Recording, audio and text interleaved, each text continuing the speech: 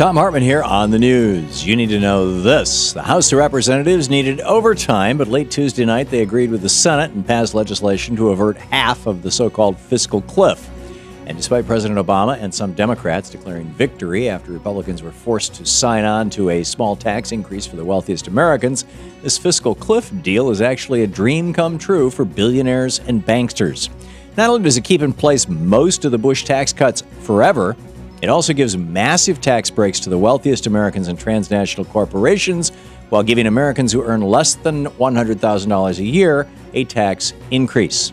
Since the payroll tax cut wasn't extended, most working Americans will see their taxes go up by as much as $2,200 a year. But corporations like Goldman Sachs, GE, and big Japanese-owned Hollywood movie studios will get hundreds of billions of dollars in tax loopholes thanks to the Republicans they own. On top of that, taxes paid by millionaires and billionaires like estate taxes, capital gains, and dividend taxes were all dramatically and permanently cut, meaning the Mitt Romneys and Koch brothers of the world will pay much lower taxes thanks to this deal. Forget the sales pitch. This deal is a tax hike on working people and a tax cut for the top 1%. And it's a last parting screw you to the middle class, courtesy of the billionaires who elected the 112th Congress in 2010, the first election after Citizens United.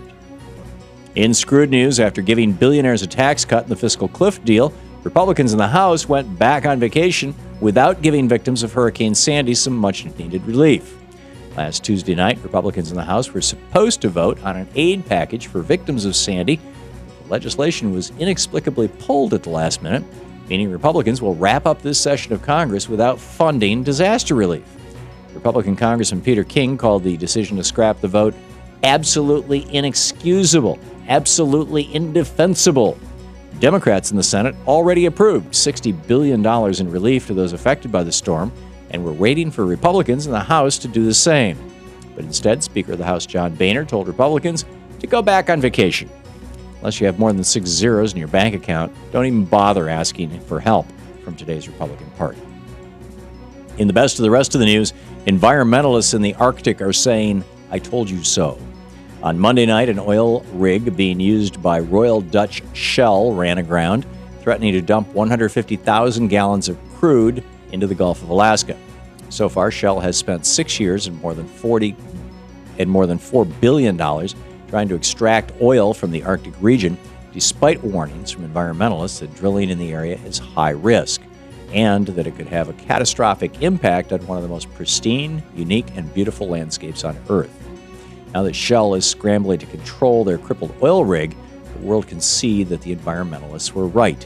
But the bigger picture here is big oil's insatiable thirst for more oil profits is leading the industry to search for oil in some of the riskiest places on the planet at a time when we should be reducing our dependence on oil to combat global climate change.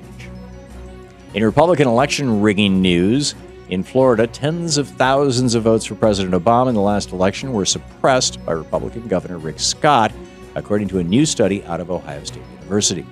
Researchers found that as many as 50,000 additional voters in Central Florida were discouraged from voting because of long lines on Election Day. Virtually all of those voters were in counties that went for President Obama, and researchers estimate that the president lost an additional 11,000 votes because of Florida's Republicans' restrictions on early voting. Corporations are throwing around their newly won personhood, claiming as a person they can have religious convictions and use that to cut contraceptive coverage out of their employee health care plans. The craft store chain Hobby Lobby is defying the Obamacare requirement to provide contraceptive coverage in their health care plans for female employees, even after their appeal to the Supreme Court was tossed out. In doing so, Hobby Lobby faces as much as a $1.3 million a day fine. But now a lower court has ruled that the company can have religion and force it on their employees. The Seventh Circuit Appeals Court ruled last Friday that requiring a for-profit corporation to provide contraceptive coverage violates that corporation's First Amendment right of religious liberty, since, as the High Court said in Citizens United, corporations are now people. Now that two lower courts are at odds on this issue, the Supreme Court will take it up, meaning tens of millions of women across the country might have their rights to equal health care treatment with men overturned by a corporation's right to religious freedom. This is insanity. Tomorrow, the new 113th Congress will be sworn in, and shortly thereafter, a heated gun debate will start. As Sandy Hook Elementary students return to class, Senator Dianne Feinstein is promising to introduce a new assault weapons ban, which will forbid the future sale, transfer, importation, and possession of certain types of assault weapons and high-capacity ammo clips. Democrats in the House, led by Representative Carolyn McCarthy and Diane DeJette, will introduce similar legislation in the House. And later in the month, Vice President Joe Biden will present recommendations to President Obama about what can be done to curb mass shootings in America. It's going to be a vicious fight on Capitol Hill with a lot of gun money industry flowing into the pockets of lawmakers from the NRA and the gun makers. But ultimately, it should be up to we the people to determine whether or not we want weapons of war on our streets. And that's the way it is today, Wednesday, January 2nd, 2013. I'm Thom Hartmann on the news.